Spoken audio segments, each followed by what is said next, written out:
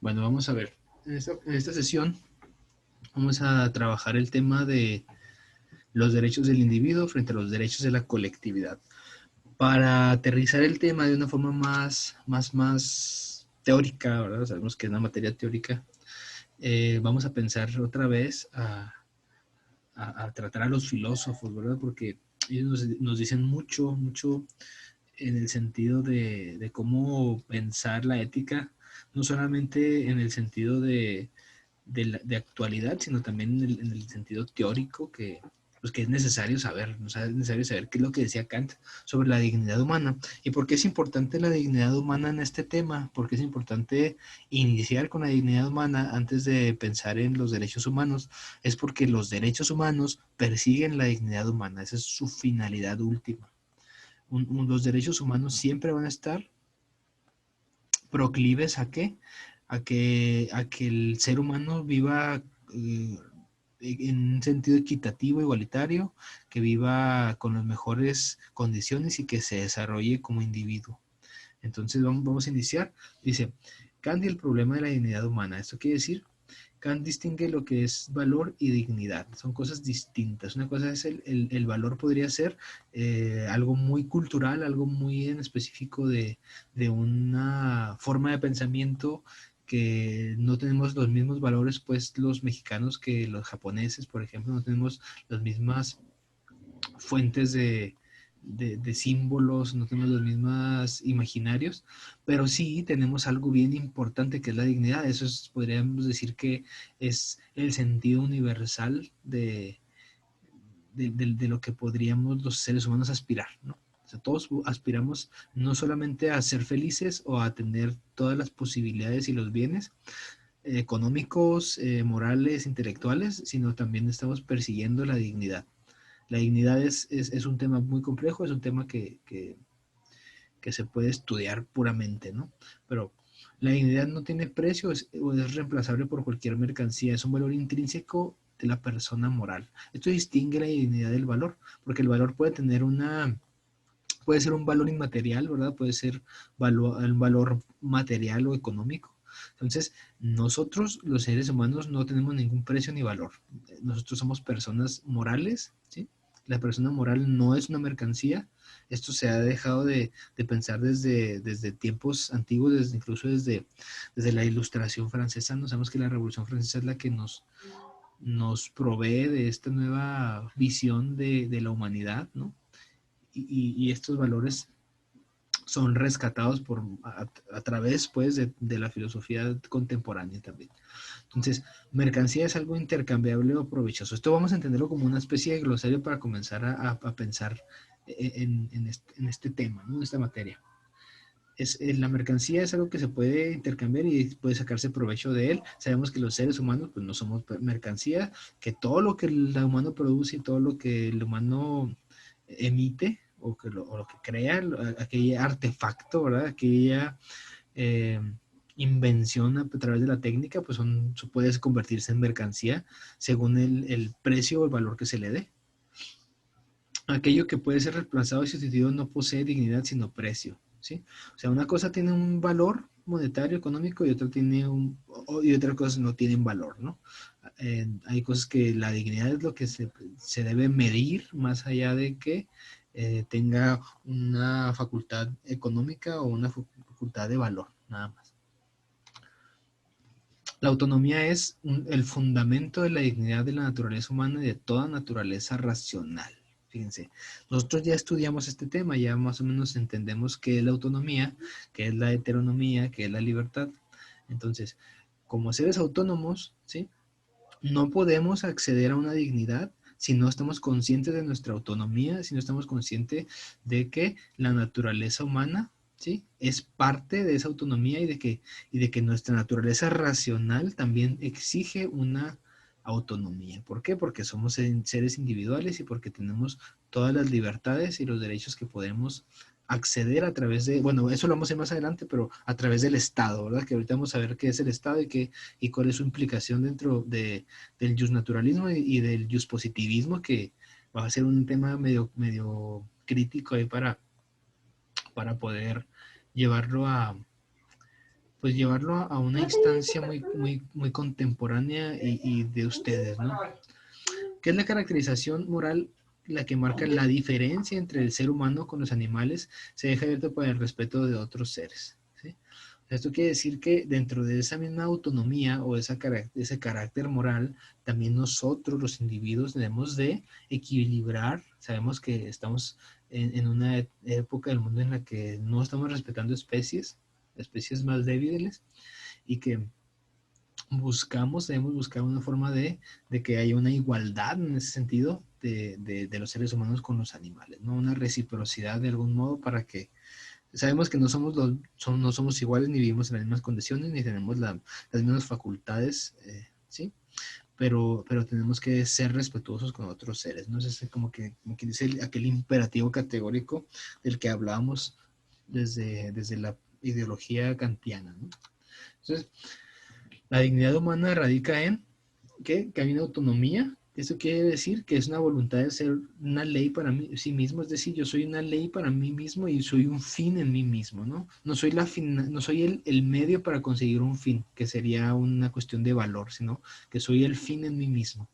Tengo una capacidad moral porque es por medio de esta capacidad yo voy a valorar las normas de una conducta. Esto que aquí se implica la ética. Sabemos que la ética y la ética va a reflexionar sobre la moral y que va a ser capaz de valorar las normas de la conducta a través de qué. Esto es bien complejo porque, como vamos a ir viendo en los derechos humanos, los valores morales a veces pueden variar, las ideologías culturales, pero los derechos humanos buscan que se haga como un imperativo categórico, ¿verdad? Que dice, que, como ya lo habíamos visto anteriormente, que obremos de tal modo que uses toda la humanidad desde tu persona como en la persona de cualquier otro, siempre al mismo tiempo como un fin y nunca como un medio, ¿no? Entonces, esta es la premisa universal que nos manifiesta Immanuel Kant.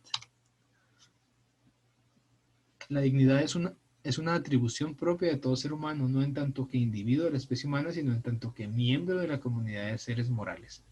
¿Por qué seres morales? Porque son seres que tienen autonomía y que son seres que deliberan sobre sus eh, facultades y sobre sus condiciones. Desde esa perspectiva, la ética de Kant, la dignidad humana es una cuestión fundamentalmente moral y radica en la autonomía. Esto es bien claro, que nos tiene que quedar muy claro esto, porque la dignidad humana es algo intrínsecamente moral y que es únicamente del individuo, ¿sí? Y que, en el cual, sin la cual podríamos tener o desarrollar una autonomía. Como quien dice, si tú no tienes autonomía, entonces no puedes acceder a la dignidad, ni viceversa, ¿no? O sea, si no hay dignidad, no hay autonomía. Ahora, hay otro pensamiento que se establece a través de otro filósofo, que es Habermas, Jürgen Habermas. Jürgen Habermas, él teoriza mucho sobre la técnica y sobre la cuestión de la comunicación, ¿sí? De cómo los individuos nos tenemos que comunicar y cómo somos seres interconectados y por ende necesitamos tener una dignidad y trabajarlo desde esta cuestión que podría entenderse como una naturaleza humana, ¿no? Si existe una naturaleza humana, sabemos que es la conciencia de la historia de lo que ha sucedido y por esa conciencia nosotros tenemos que perseguir la dignidad. ¿Sí? Entonces, Habermas menciona que el sujeto persona es un ser de dignidad exclusivamente a los seres humanos. El nacimiento como línea divisoria entre naturaleza y cultura marca un nuevo comienzo. Con el nacimiento se pone en marcha una diferenciación entre el destino por socialización de una persona y el destino por naturaleza de su organismo. ¿Qué quiere decir esto? Que quiere decir que los seres humanos sabemos que tenemos la dimensión moral y tenemos la dimensión física, la dimensión natural, y nuestra dimensión natural es mortal, pero todo aquello que nosotros vayamos desarrollando a través de nuestra vida y que sea por medio de la socialización entre personas, entonces no podemos nosotros separarlo pues de esa naturaleza del organismo que es mortal y que nuestra vida pues radica en un momento nada más, ¿no? Nuestra vida es una, eh, pues se tiene que perseguir en la vida la dignidad. ¿Por qué? Porque necesitamos, por conciencia, por ser seres racionales, por buscar la felicidad, pues tener una vida digna, ¿sí?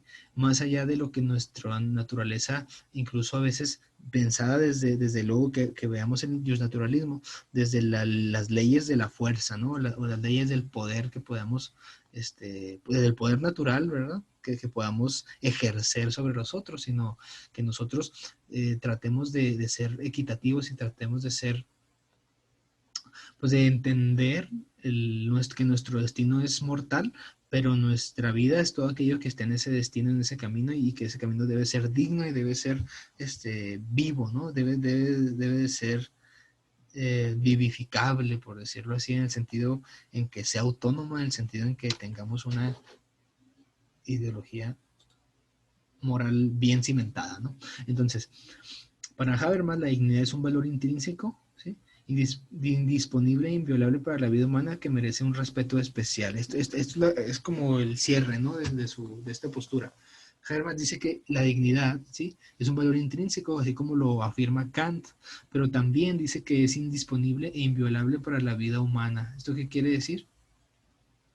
Que siempre va a necesitar de ser auténtico y de ser individual, ¿no? O sea, de que nosotros no podemos acceder a la experiencia vital de otros y que otros no pueden acceder a nuestra experiencia vital.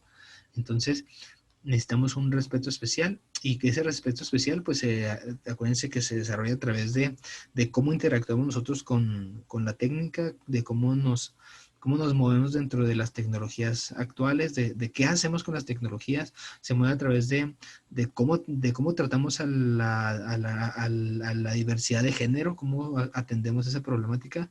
Se trata también de cómo cuidamos de nuestro ecosistema, de cómo cuidamos de cómo tenemos acciones sostenibles, ¿no? Como la que ustedes ya están realizando con su proyecto de huerta, ¿no? Y estamos poniéndole un granito de arena a esto.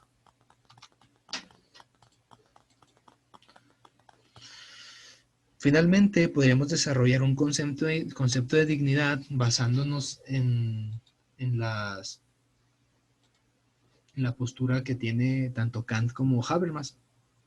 Sabemos que el concepto de dignidad sería valor intrínseco irreemplazable, atribuido como un derecho para toda la vida humana, correspondiente a la finalidad del ser humano, que por ser en sí mismo el sentido absoluto de sí, lo cual se refleja en la autonomía y la libertad de acción dentro de la sociedad, desde actos morales y de la heteronomía que ésta implica. ¿Qué quiere decir esto? ¿Sí? Dice, se refleja en la autonomía y la libertad de acción dentro de la sociedad desde actos morales. O sea, el individuo, el ser humano es moral por antonomasia, eso ya lo sabemos, es necesariamente moral. Todos mis actos, sean buenos o sean malos, son actos morales. Entonces, dentro de nuestra autonomía y esa libertad, vamos a perseguir que seamos morales dentro de la sociedad, ¿sí? Si no hubiera otros individuos, sabemos que no podríamos ser morales, ¿sí? Tendríamos que inventarnos alguna forma de comunicación o inventarnos a otras personas para poder ser morales, ¿sí? Y dentro de esta heteronomía que es la sociedad, ¿sí? Tenemos que soportar tanto un equilibrio entre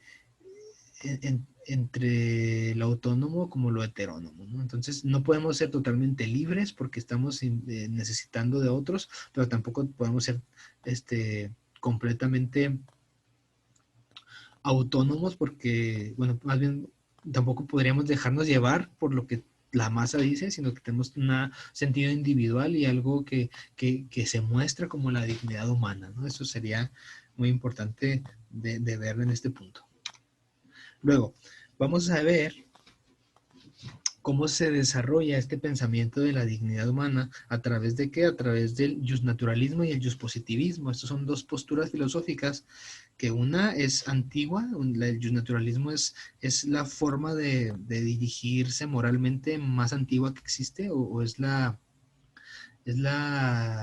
forma del derecho natural, ¿verdad? Actualmente se entiende como derecho natural, que esos derechos naturales son intrínsecos del ser humano y que no se pueden cambiar, pero también vamos a ver que existe a través de la filosofía liberalista de los ingleses, que vienen del siglo XVII para acá, 16, 17 para acá, nace una postura en la cual existe una forma de derechos de algún modo humanos, ¿verdad? De derechos humanos, pero que están regidos a través de un estado, de un poder.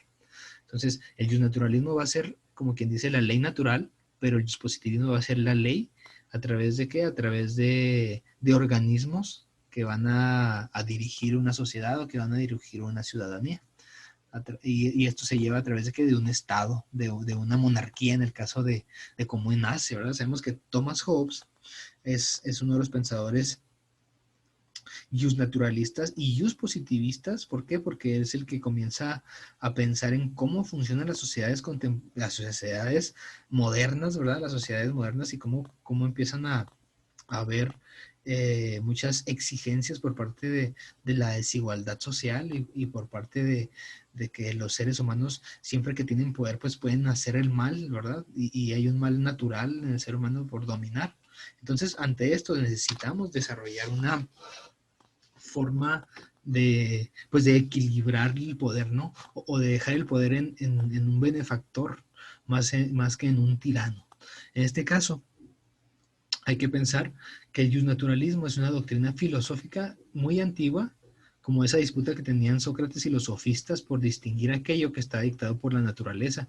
¿Por qué traigo a colación esto? Es muy importante. En la antigüedad griega se pensaba, Sócrates era un pensador racional que siempre estaba buscando la virtud, ¿sí?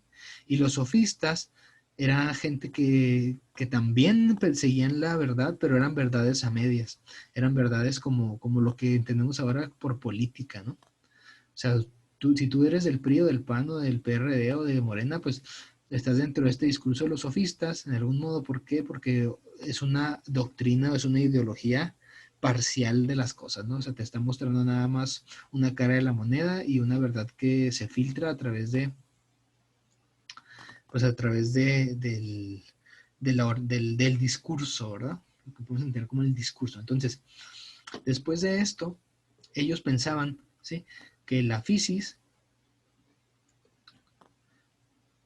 era el objeto primordial pues de la filosofía, ¿no? Pero también lo que estaba convenido por los hombres o aquello que era establecido por los seres humanos eran las tesis o eran las teorías, ¿sí? Las teorías no solamente de lo natural, sino también de lo social o de la naturaleza. Entonces, siempre hubo una disputa en ese sentido de decir qué es lo que es más importante o qué es lo más pujante para la filosofía, si pensar en la naturaleza o pensar en el ser humano. Entonces, los sofistas generalmente eran aquellos que buscaban pensar en aspectos de lo social, pero también visto desde el punto de vista de la naturaleza.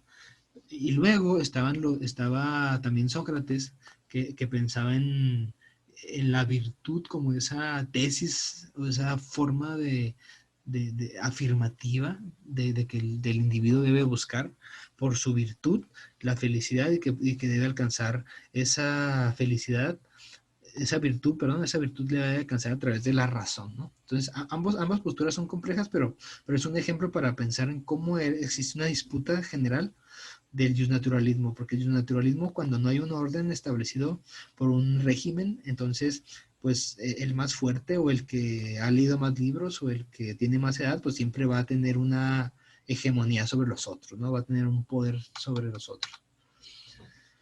El justnaturalismo emana de una naturaleza divina o racional, según los diferentes autores, que determinan lo justo, lo válido en términos universales. ¿Esto qué quiere decir?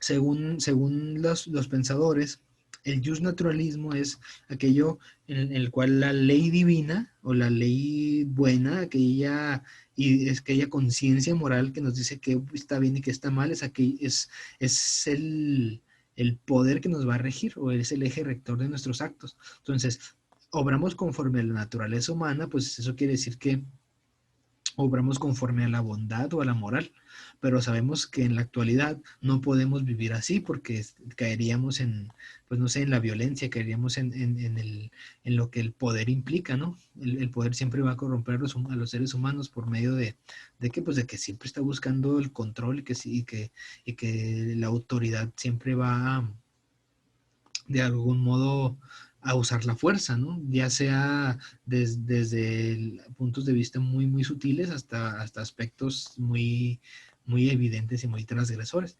En este caso, el justnaturalismo se independiza del Estado, ¿sí? Existe por sí mismo al provenir de una naturaleza humana. Entonces, si pensamos en un justnaturalismo, nos podríamos pensar en que el ser humano necesita de una libertad o sea, de buscar las condiciones que lo hagan vivir simplemente, ¿no?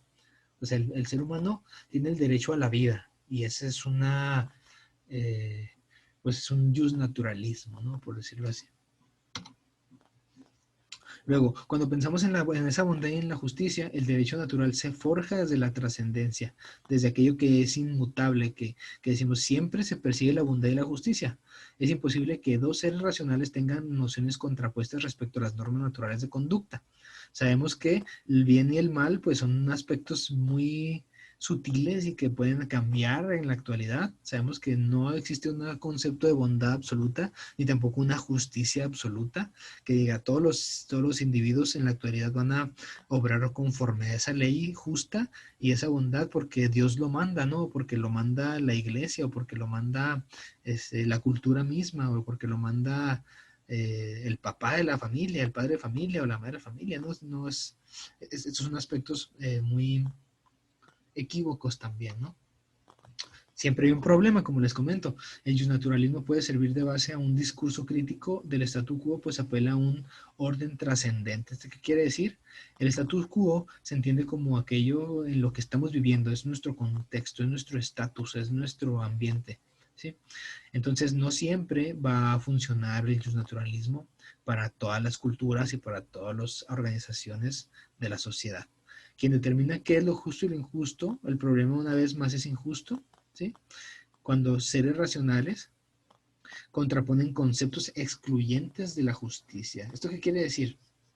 Que también dentro del naturalismo se puede cometer una injusticia, porque algo que es justo para mí puede ser injusto para mi semejante, ¿no? Entonces ahí está, simplemente lo podemos ver en los recursos naturales que tenemos en México, ¿no?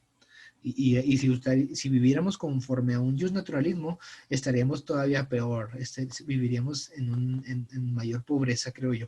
Sería más complicado y más difícil porque esa ley moral que es absoluta no siempre se va a respetar y no siempre es igual. ¿Quién sería una autoridad en el justnaturalismo? Como les comento, si el fundamento del pacto estatal es justnaturalista, los individuos que pretenden modificar ese orden no solo se encontrarán con impedimentos legales, sino sobre todo con un gran impedimento moral, que son los supuestos dictados de la naturaleza. Esto es lo que hablamos del poder de la naturaleza como ser humano, tengo derecho a la vida, ¿no? De la razón, o sea, por ser racionales, sabemos que si todos somos racionales, si todos entendemos el mismo lenguaje, entonces podemos vivir en paz, cosa que no es cierto, ¿verdad? Que actualmente nos damos cuenta que al contrario, podremos entrar más en disputas. ¿Por qué? Porque pues, las ideologías y las doctrinas las opiniones que tenemos sobre ciertas situaciones no son las mismas. También la historia, o sea, cuál es nuestro contexto histórico, cuál es nuestro concepto de la historia, cuáles son nuestros héroes de la historia, ¿no? También a partir de eso tendríamos una forma de pensar que podría ser muy autoritaria también. Y finalmente, pues Dios, ¿verdad? Si decimos, no, pues es que Dios es el que impone, si nosotros nos queremos hacer de una agrupación religiosa o queremos meternos no sé, pues a una doctrina religiosa, entonces ahí la ley es naturalista porque está escrito en la Biblia y es palabra de Dios, ¿no? Eso es una creencia que también puede funcionar en algunos casos, pero en otros casos, ¿no? Sabemos que esta clase es crítica, la idea no es hablar tanto de aspectos religiosos. Ahora, si hablamos de un positivismo, que es lo contrario o que nace de algún modo del naturalismo, en donde tenemos como una expresión positiva de un conjunto de normas dictadas por el poder soberano. Entonces, cuando pensamos en el justnaturalismo, pensamos en que hay leyes morales y que hay leyes universales que no cambian, ¿verdad? Como el que el ser humano tiene derecho a la vida, pero también quién va a ejercer ese poder, o sea, quién va a encargarse de que las leyes se cumplan. Eso es lo interesante de esto, que el justnaturalismo necesita el justpositivismo para que sus preceptos, por decirlo así, puedan funcionar en la realidad. Funda su validez únicamente en las reglas y procedimientos establecidos por el Estado. Ok, entonces sabemos que el justpositivismo es aquella forma fáctica o aquella ejercicio del poder por medio de un Estado, o en el caso de cuando Thomas Hobbes escribió el Leviatán, pues no había un Estado en sí, era una monarquía. Pues el rey era el que mandaba y el que deshacía y así deshacía. El que tenía el poder completo sobre todos, de algún modo, ¿no? Pero claro que como había un concepto muy religioso de la monarquía, en ese sentido, la gente no temía al rey porque les fuera a hacer daño, sino porque al contrario, era como quien dice, más cercano a Dios, ¿no? Era más, era bueno por naturaleza, ¿no? Entonces ahí también comienzan a haber muchas críticas que se van a detonar y van a reaccionar dentro de las revoluciones sociales y las revoluciones de independencia que empiezan a haber alrededor de todo el mundo, ¿no? Esto es bien interesante porque también tiene que ver con el aspecto histórico de cómo somos. Luego, ¿qué es lo que pretendía el justnaturalismo? El positivismo. Para el positivismo jurídico, ¿por qué jurídico? Porque se basa en leyes, ¿sí? O sea, si tú tienes leyes en una sociedad, la sociedad va a funcionar mejor porque tienes una forma de dónde agarrarte, ¿no? Tienes una estructura de donde tomar una seguridad. El derecho es el conjunto de normas con las que el soberano ordena y prohíbe determinados comportamientos a sus súbditos. Es un mandato. ¿Esto qué quiere decir? Que es autoritario, claro. O sea, las leyes son autoritarias y que no podemos prescindir de ellas. Pero es lo mejor que podríamos tener si es que nos ponemos a pensar que luego podríamos ser muy revolucionarios y volvernos justnaturalistas y de ser completamente autocríticos o no depender de una ley, entonces caeríamos pues en la anarquía, ¿no? Caeríamos en una visión pues muy ambigua, por decirlo así. Para Thomas Hobbes, en el estado de naturaleza los hombres son libres e iguales. Todos tienen el mismo derecho, la misma libertad de hacer u omitir todo aquello que se les permite utilizar su poder para conservar el bien más preciado que es la vida. ¿Qué quiere decir esto? Que a pesar de que exista un positivismo, que exista una visión en la cual hay una autoridad absoluta en la que dicta las normas y dice quién vive y quién muere, ¿sí? A pesar de eso, siempre va a existir un naturalismo que va a conservar la vida, o sea, que es lo que es el fin último, ¿no? Buscar preservar la vida, ya no tanto la calidad de vida, sino que la vida, ¿no? Así es como lo manifiesta Thomas Hobbes en este libro. Si todos los hombres son libres e iguales, todos tienen la posibilidad de acceder a los mismos bienes, pero también tienen la misma posibilidad de destruirse recíprocamente. Esta es una de las grandes problemáticas que vivimos incluso en la actualidad, ¿no? Todos somos libres y somos iguales, muy bien. Eso es lo que manifiestan los derechos actuales. Todos tienen la posibilidad de acceder a los mismos bienes. Pero también dentro de esas mismas posibilidades siempre está la posibilidad de que vamos a buscar el acto bélico, ¿no? Que las guerras, por ejemplo, se declaran las guerras, ¿por qué? Pues por esto mismo, ¿no? Porque no hay una autoridad absoluta y sabemos que si hay una autoridad absoluta, pues va a volverse tiránica al momento en que ejerza el poder. No todos los gobernantes o los presidentes actuales pues van a tener un carácter así muy, muy humano en lo absoluto, porque pues igual y la misma humanidad va a ser el mismo carácter humano, pues es equívoco, ¿no? O sea, no son dioses, no son, por decirlo así,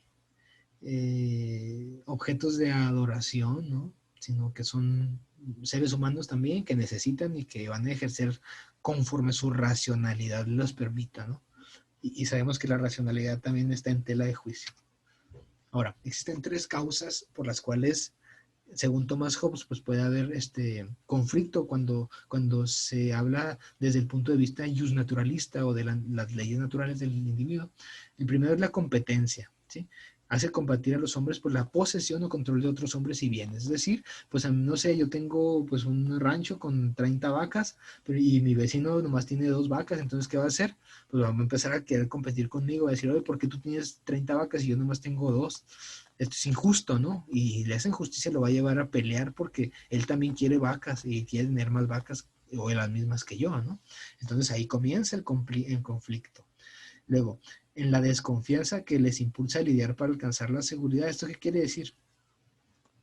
Si nos basamos en las leyes naturales, podemos decir, no, pues es que yo soy tu gobernante, pero no te voy a hacer nada, yo te prometo, te lo juro, es como los pactos que se hacen entre amigos o entre novios, no sé, te juro que nunca voy a hablar con nadie más, que no voy a ver a nadie más, pero claro que esto siempre va a generar una desconfianza, ¿no? O sea, no somos completamente buenos los seres humanos. Entonces esa desconfianza nos va a hacer luchar o a hacer una estrategia incluso instintiva para alcanzar la seguridad. Por ejemplo, esa estrategia ante la desconfianza serían los celos en los noviazgos, ¿no? Una que es muy celosa la novia o el novio.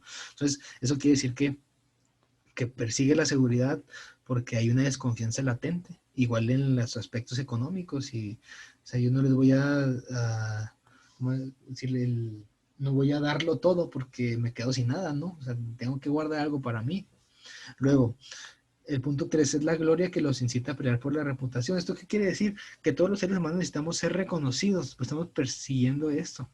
Queremos ser auténticos y queremos tener, más allá de la autenticidad, queremos ser reconocidos socialmente. Y eso también implica que, en este caso, el tener honor, por ejemplo, el tener venir de una buena familia, de venir o sea, no sé, o sea, tener como ese sentido común, ¿sí?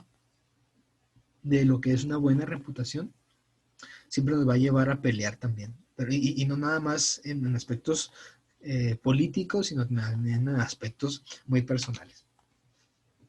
Luego, en el naturalismo, en la actualidad, si nos lo podemos a pensar, el estado de naturaleza no es una etapa pasada, sino un riesgo que siempre está presente en todo orden civil. Eso quiere decir que es la muerte, ¿no? Eso es lo que protegía Thomas Hobbes, decía, es que los seres humanos no pueden morir nomás porque al rey se le antoja, ¿no? O sea, todos los súbditos no pueden morir porque el rey lo pide, sino que tienen que tener derechos también. Y tiene que haber un estado que cumpla y debe haber una observancia en las leyes. Luego, los hombres hacen su uso de razón, seguramente concluirán haciendo un cálculo que es mejor poner ciertas limitaciones o leyes a ese derecho natural a fin de preservar su vida. Eso quiere decir que uno de las leyes universales, por decirlo así, y que se ejerce a través del Estado es que no puedes matar a otra persona, simplemente, ¿no? Y eso es hasta en la actualidad algo que se ha perseguido, cosa que no siempre se respeta. Sabemos que hay muchos conflictos, que hay crímenes de Estado. Yo les recomiendo que vean en Netflix, si tienen acceso a Netflix, vean Las tres muertes de Marisela Escobedo. Es un documental sobre la mujer que peleó por hacer justicia para su hija asesinada. Es un documental desgarrador, de verdad, es un documental muy, muy fuerte, pero que nos va a hacer reflexionar mucho en torno a esto, porque a veces el mismo Estado, las mismas leyes son las que no permiten la justicia. Esta es una visión muy crítica y es muy particular mía, pero tiene que ver con esto, ¿no? Tiene que ver con esos peligros que vivimos a pesar de que vivimos bajo una ley regida por un Estado, ¿no? Ahora, ¿cuáles son las leyes de la naturaleza? ¿Cuáles son así que esas leyes que son exigibles como individuos y de las que nacen los derechos humanos posteriores? ¿Sí? Eso quiere decir que como principio debemos buscar la paz y seguirla. Eso es fundamental. El individuo no puede vivir si no es en paz. Renunciar si los demás consienten también al derecho a todas las cosas y a satisfacerse con la misma libertad. ¿Qué quiere decir esto? Si va a haber limitaciones, ¿sí? Y que todos tengan conciencia de eso, ¿sí? de todas aquello a lo que te podemos tener acceso los seres humanos y debemos satisfacer las necesidades con esa misma libertad todos, ¿no? O sea, si vamos a renunciar, necesitamos renunciar todos, toda la sociedad, ¿no? Es como decir, ahorita en aspectos de la pandemia decimos, tenemos que renunciar y renunciar es obedecer el que no debemos salir, no debemos interactuar con muchas personas, debemos de visitar sitios cerrados, no debemos hacer fiestas, ¿sí? Esa es una forma de renuncia. ¿Para qué? Para que todos tengamos la misma libertad, ¿no? Cuando ya se termine este proceso de pandemia, entonces vamos a sentirnos mejor. ¿Por qué? Porque es lo que perseguimos como sociedad actual. Punto 3, que todos se comprometen a respetar los pactos. Esto quiere decir que, pues, que realmente lo hagan, cosa que no es cierto, ¿verdad? Muchas veces nos vamos a decir, ¿dónde está escrito, verdad? Que yo tengo que usar cubreboca o que yo tengo que lavarme las manos todo el día. Punto 4, si no se ha instituido un poder, no es suficientemente grande para nuestra seguridad. ¿Esto qué quiere decir? Eh, Tiene que haber un poder necesariamente, porque dentro de la ley de la naturaleza no podemos vivir en la anarquía. La anarquía es cuando no se rige ninguna ley, cuando decimos, no, pues vamos a, no sé, pues vamos a hacer lo que queramos, podemos robar, podemos quitarle la comida al vecino, podemos ir a... Eh, hacer del baño en vía pública, por ejemplo, podemos hacer ese tipo de cosas. Entonces, si no hay una ley, si no hay un poder que ejerza esa ley, entonces nuestra seguridad como individuos está en tela de juicio, ¿no? O sea, pues, tenemos el peligro de morir incluso. La importancia del Estado. El Estado es el representante de todos los que asociándose decidieron autorizarle y transferirle su derecho a gobernarse a sí mismos con la finalidad de alcanzar esa paz. ¿Sí? En el caso de Hobbes, sabemos que era un estado monárquico, ¿verdad? El poder soberano representa la voluntad y el mando supremo del Estado. En el caso de ese contexto es la monarquía. Sabemos que actualmente pues, vivimos bajo los tres poderes y que hay todavía un organismo que se encarga de asesoramiento al mandatario para que tome las mejores decisiones con relación a los recursos y a todo lo que implica vivir en una sociedad. Las leyes civiles nacen posteriormente. La ley civil no es otra cosa que la razón del Estado, porque esta únicamente puede ser creada por el titular del poder soberano. Los individuos dependen de la soberanía del Estado y de sus leyes civiles. ¿Qué quiere decir esto? Las leyes civiles son expresamente para los ciudadanos de las ciudades, ¿verdad? Curiosamente, valga la redundancia. Por tanto, la única ley verdadera y obligatoria es la ley civil, o sea, el derecho positivo, pues la ley natural no es más que una obligación moral. Fíjense, la ley natural es moral y la ley civil es el derecho positivo que se puede castigar con cárcel, ¿no? Por ejemplo, ¿sí? Que en cualquier momento puede ser violada. La ley natural es violada porque si nos basamos en la confianza de las personas, pues entonces no nada más. Es como cuando tú vas a comprar un carro, no le vas a decir, ah, pues ahí está, ya te pagué, y ahí luego me das los papeles, te tienen que dar los papeles para que, y cambiar el propietario, firmar para que sea realmente tu auto, aunque ya lo hayas pagado, por ejemplo, ¿no? Lo justo y lo injusto, lo bueno y lo malo no está dado por un criterio o una apelación a un orden trascendente y pueden no coincidir con todas las leyes civiles. Esto es bien interesante porque sabemos que el concepto de justicia e injusticia, pues, y de lo bueno y lo malo, siempre está en tela de juicio, siempre va a haber a alguien que le parezca injusto y a alguien que viva conforme a la justicia. Y esto es algo bien complejo porque las leyes civiles pues tratan de justificar todo, de que todo sea bajo un mismo orden, pero hay veces que se va a salir de esto, ¿no? Y en eso se meten los derechos humanos particularmente, ¿no? Las leyes morales como la equidad, por ejemplo, pueden ser trastocadas por el soberano como el derecho natural a conservar la vida. No existe un único modo de vida válido porque todos los proyectos están determinados por la circunstancia particular de cada estado, pero eso sí, ninguno de estos proyectos puede atentar contra el derecho a la vida de cada individuo. O sea, aquí como vemos, finalmente la ley moral, ¿sí? En el derecho natural siempre va a perseguir, cuidar o preservar la vida y en el caso de la actualidad, pues conservar la dignidad humana, ¿no? Actualmente los derechos humanos centran su quehacer hacia la dignidad humana. Afirmamos que todo individuo sí debe ser considerado persona y que frente a un mundo en el que la desigualdad social y económica, la marginalidad y la violencia de género potencian, ¿sí?, el organismo mundial ha sostenido esta premisa. Fíjense. Tenemos tres generaciones de derechos humanos que surgen a partir de, pues, de las interrogantes que tienen la civilidad de las sociedades y que tiene también la moralidad de los individuos. Todos los primeros, los derechos civiles son aquellos que se reconocen como primera generación porque son los primeros en reconocer al individuo como sujeto de derecho. Podríamos interpretarlos como el ejercicio de la libertad desde una constitución política. ¿Esto qué quiere decir? Este, derechos civiles y políticos que, por tanto de ser civiles, de pertenecer a un Estado y por tanto de estar dentro de una o dentro de los derechos que se estipulan en una constitución política, el individuo pues tiene toda la libertad de participar y de ejercer esa soberanía, ¿no?, de la Constitución, ¿no? O sea, todo lo que está en la Constitución es válido para la ciudadanía, ¿no? Para el individuo y debe respetarse a través de qué? A través del Estado, claro. Los derechos económicos, sociales y culturales son los de la segunda generación y son relativos a las condiciones sociales y económicas basadas y necesarias para una vida en dignidad y libertad.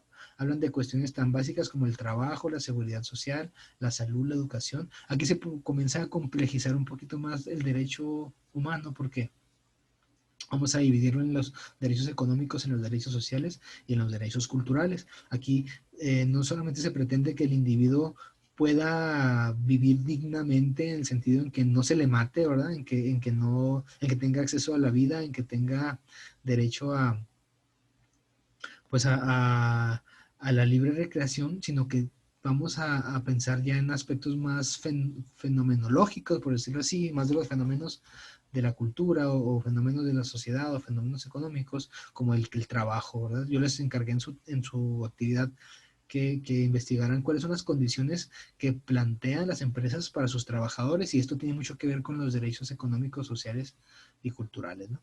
La seguridad social, o sea, que haya un organismo que cuide a las personas, la salud, la educación, derecho a la educación, por ejemplo, la alimentación, o sea, una alimentación, por ejemplo, ahorita ahí estás pasando un fenómeno interesante en que están poniéndole sellos del contenido de los alimentos, los sellitos negros esos. Entonces, de algún modo también es un ejercicio del Estado para informar a la población qué es lo que se está comiendo. O sea, que si una persona es hipertensa y sigue comiendo papitas y soda, pues entonces sabe que va a llegar a la muerte, ¿no? Que se va a enfermar y va a morir. Entonces, es una estrategia también para cuidar dentro de estos derechos a la información, ¿no? Bueno, entonces hay muchos derechos. Luego, la paz y desarrollo humano medioambiental, esto es en lo que nos centraremos mucho nosotros en esta clase, porque sabemos que lo anterior ya está dado y que podemos ejercerlo, pero en la actualidad sabemos que se han incorporado nuevos aspectos, como por ejemplo el respetar a las minorías, el tratar de ser equitativos en las condiciones en las que se manifiestan, de dar libertad de culto a las personas que tienen una forma diferente de pensar, dar libertad a las etnias a que se manifiesten culturalmente, a que sean reconocidas dentro de México, ¿verdad? Parte de nuestra diversidad cultural. Ahí está una mapita una infografía de cuáles serían las generaciones. Sabemos, en la primera generación, limitar la acción del poder, garantizar la participación, la política de los ciudadanos. Ahí están los derechos civiles como derecho a la vida, a la libertad, a la seguridad, a la propiedad. Los derechos políticos, derecho al voto, a la asociación, a la huelga, ¿sí? Luego, la segunda generación no son económicos sociales, garantizar condiciones de vida dignas, derecho a la salud, a la educación, a una vivienda digna, ¿sí? Y luego ya la tercera, que es la justicia, paz y la solidaridad, se promover relaciones pacíficas y constructivas, que es lo que buscamos mucho, ¿no? Derecho a un medio ambiente, fíjense, limpio, a la paz, al desarrollo humano, porque el desarrollo humano, pues, es el objetivo de la dignidad, ¿verdad? Y también es el objeto de nosotros, lo que estamos haciendo ahorita, de tener acciones sostenibles para nosotros, no solamente en nuestro tiempo actual, sino para las generaciones futuras y para el medio ambiente. Y eso sería todo. No sé si tengan algún comentario sobre esto. De igual modo, más tarde les comparto esa conferencia por si gustan ustedes acceder, que me parece que va a ser muy interesante. Esperemos que nos vaya a servir de algo pues para involucrarnos más con el tema y espero que les haya servido esta breve asesoría. Bueno, breve entre comillas, ¿verdad? Porque ya van a entrar con el profe. ¿Tienen algún comentario, duda? No, profe, muchas gracias.